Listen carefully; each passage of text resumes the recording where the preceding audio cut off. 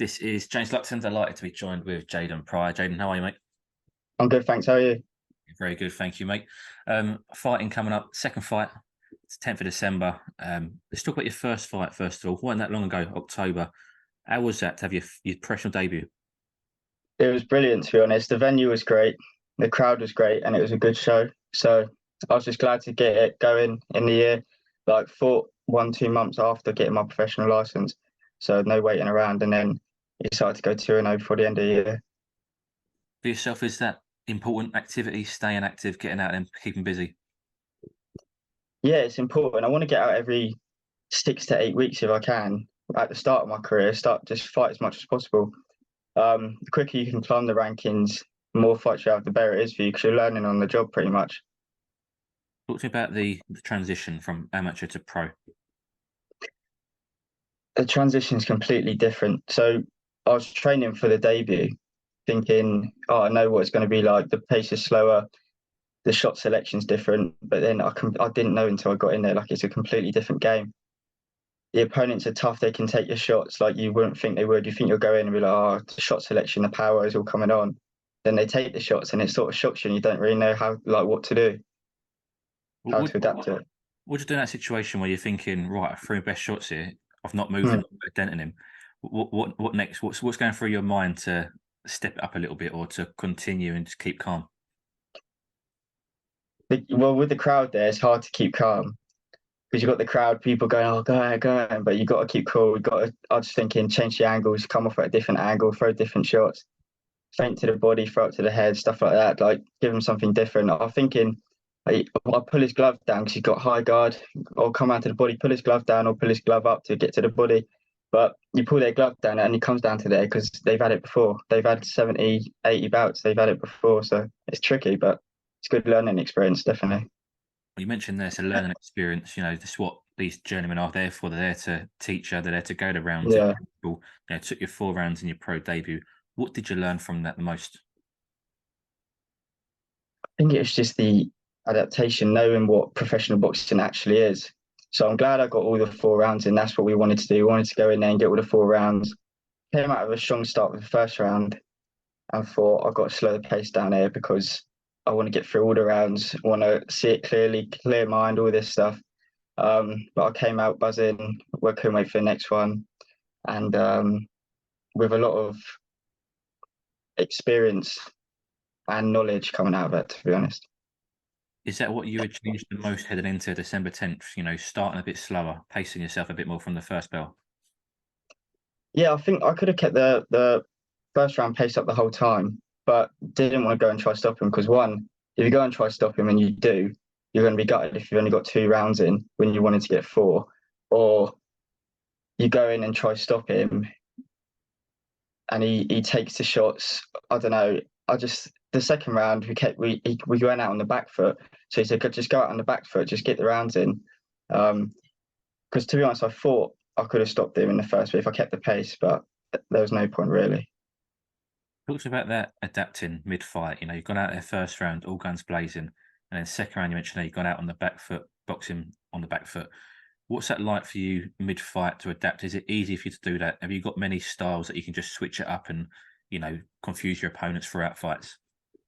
Yeah, I don't even know what my style is, to be honest. Even in the amateurs, I had nearly 50 bouts, and every fight was with a different style. One, I'd go out there, all guns blazing, like I say, or the next one, I'll be on the back foot boxing them. I, Adapting's pretty easy for me because I've had so many bouts. I've boxed so many different styles. I've used so many different styles that I can just switch them like that. Yeah, using the back foot style and a front foot style in my pro debut just sort of proves that I can sort of do both, to be honest. For you, how, like you mentioned, it's easy to adapt to it, but how long does it take you to work out, right, okay, this is a style I need for the rest of this fight? Mm. Um, I have a plan going in there anyway. Then if it doesn't go wrong, I can change it pretty quickly. I remember in the amateurs, I'd have a fight. I'd go out there for the first 20 seconds. If I knew it wasn't going to work, I could change the fight completely. Because, like I said, I had so much experience on the back foot, so many experience on the front foot, so many experience just sitting in the middle, feinting. I don't know. The practice makes perfect, and when you're in the gym every day, sparring, pads, everything, it just comes along together pretty much. Being that versatile with your styles, how Hmm. much does that make it a fight easier for you, knowing that you can go to plan B, plan C, plan D as easy as a click of a finger? Well, yeah, it definitely gives me confidence. Um, knowing I can go in there. If I only had one style or one game plan, you go in there. That's how you get beat by these gentlemen because they figure you out. They put you on the back foot and you don't know what to do because you're used to being on the front foot. Um, yeah, it gives you so much confidence going in thinking, all right, this is the game plan. This is how I'm going to beat him. If he does something that shocks me in the first minute, 2 minutes, or the first two rounds, I know that I can change it up and box however I want to box, orthodox, southpaw, back foot, front foot, whatever. Take you back to October again, there, your pro debut. You mentioned it was a little bit of a shock to see how tough the opponent was, to see how durable they were. But on the flip side of that, how buzzing were you? End of the fight, you've had your arm raised for the first time as a pro. What was that feeling like? If you look at the video, when I was getting my arm raised, I was just looking around at the crowd, just thinking everyone's come here to watch this. Um, it was just a great night. Everyone enjoyed it. It was just a great show, great performance. Um, yeah, it was just a great night. That's why I want more of it. I just want to get out every 6 weeks, 8 weeks, get the people there, and yeah, it's just undescribable, really. You mentioned the crowd. A lot of fighters who are a bit further on in their career than you are now, more experienced as a pro, they say that they can just block out the crowd. They don't hear the crowd noise. And personally, I find that hard to believe at times because I've been in some, mad atmospheres and I don't know how a fighter can block it out and I only hear the one voice I should be hearing as their trainer. For yourself, you mentioned that, you heard that crowd and some fighters, it does give them that extra boost in the fights. You clearly like the crowd noise and thrive off the crowd. And like you say, knowing the fans have come to see you, how much does that excite you when you walk in there? Say from your ring walk throughout the fight to the end of the fight, getting your arm raised. What are those fans? What do they give you? What extra do they give you? The support, it's just support, and the support is amazing. So when I'm making my ring walk, I'm thinking, just ignore it, just go straight to the ring. But then when curtains come or whatever, you walk around the corner and you see everyone there, everyone's recording, everyone's shouting, everyone's screaming. You can't help but to look up and see everyone and think, wow, like take a moment to think that this is amazing before you make your ring walk. And then when you get in the ring, it's obviously go time. I don't really hear them throughout the fight, just maybe one or two voices, the trainer. It's just like a big noise. And then afterwards, you look around again and think, and it sort of brings you back to reality of making the ring walk and think, yeah, like everything in between was a blur, but the ring walk and getting your hand raised, the interview after, yeah, I don't know. It's just crazy.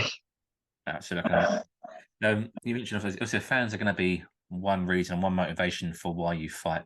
But talk to me about why you started boxing, why you first went to that boxing gym. Do you remember that first day where you walk in? Then, every boxing gym's the same. It's old school. You got that smell of sweat. People, you hear the rope hitting the floor as people are bouncing over them. What was that like for you the first time you walked in the gym? Yeah, so I was like 9 years old when I first went to the boxing gym, and my older brothers boxed 20 years before me, and my dad obviously took him down. And then he split up with his ex-wife and they moved away. So having me and my older brother after that, he just didn't want to get back into the boxing or whatever. He just wanted to leave it. But my brother, 2 years older than me, he just wanted to get down the gym.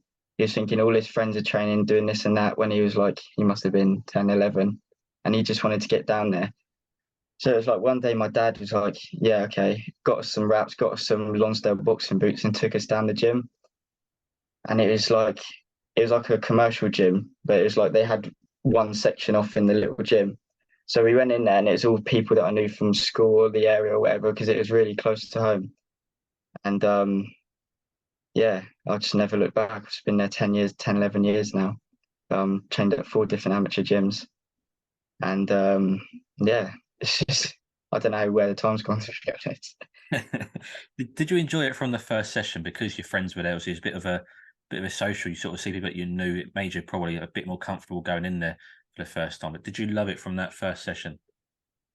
Yeah, yeah. I remember afterwards, my parents picked us up and it was down the beach. So they went and got a fish and chips after. And I was outside the car showing my mum what I learned in the boxing lesson.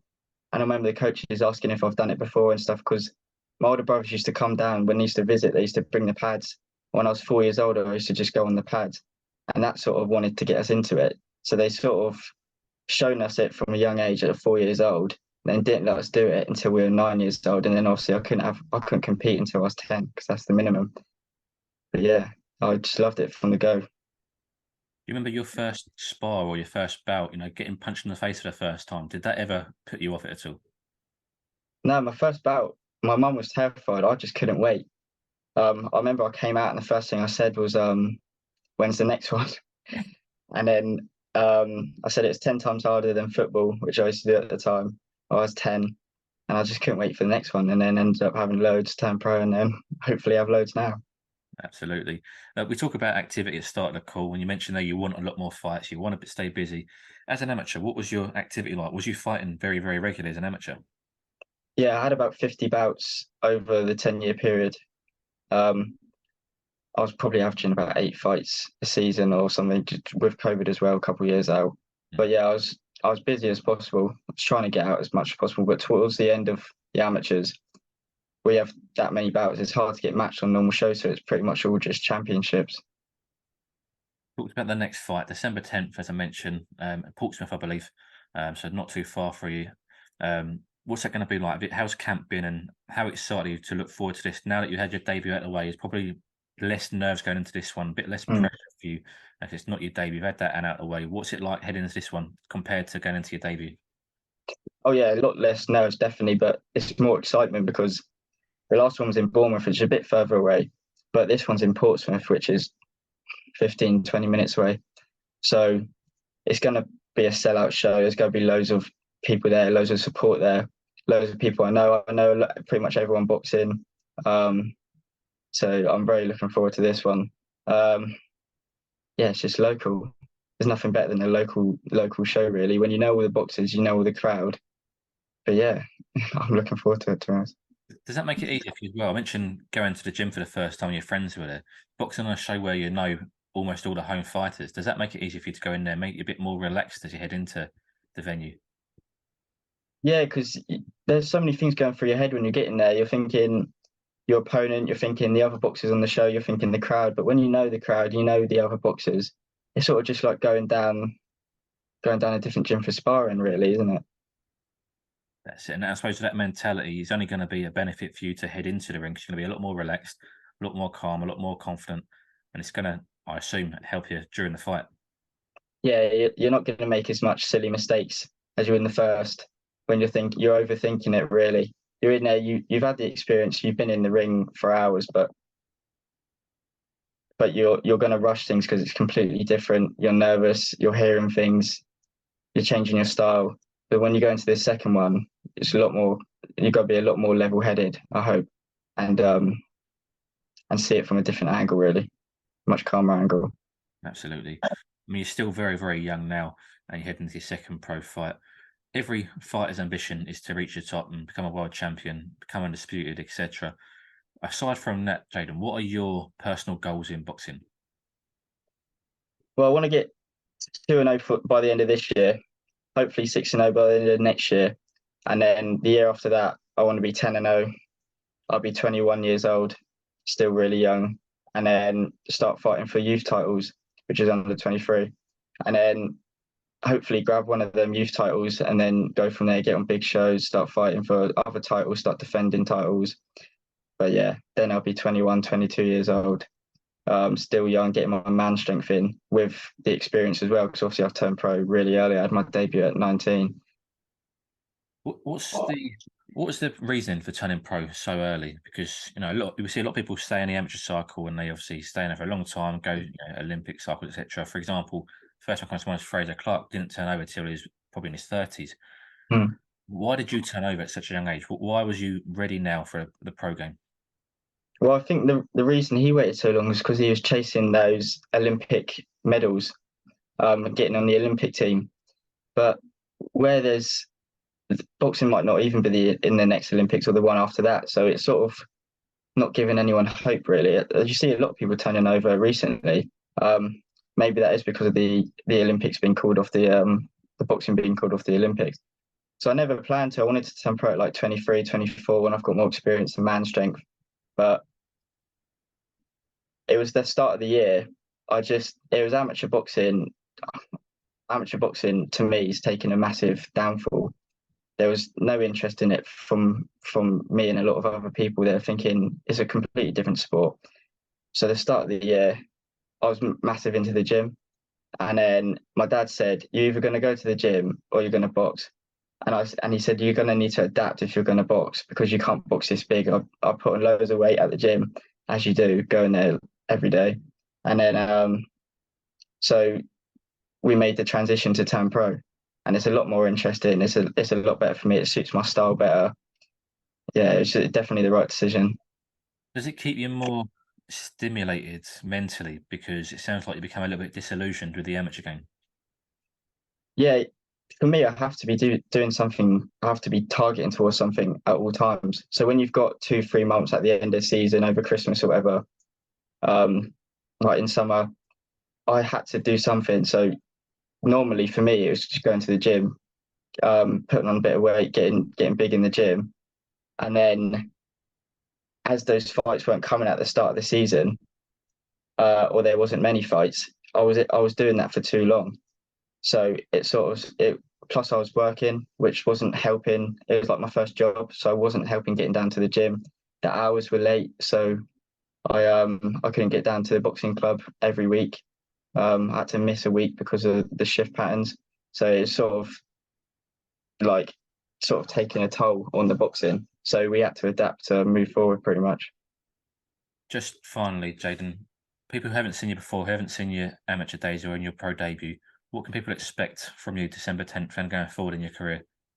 Oh, very exciting. Gonna have some big fights, some big crowds. Can do everything really.